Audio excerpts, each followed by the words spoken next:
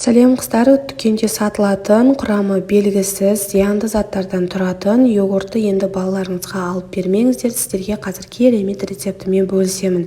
Алдымен осылай қатырылған немесе балғын жемістерден, жидектерден жасайтын боламыз. Мен қатырылған малина және де бір банан қостым.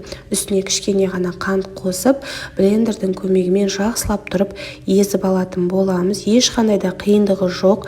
Ең соңында осындай құрамы таза 1 литрлі айранды қосамыз. Жақсылап тұрып араластырамыз.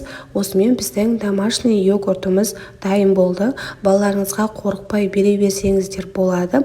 Өте дәмді, өте керемет болып шығады.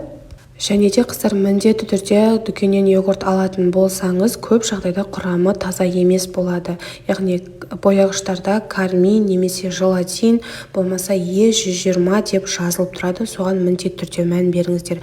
Достарыңызға жіберіп және өз балаларыңызға жасап менің каналыма тіркелуді ұмытпаңыз.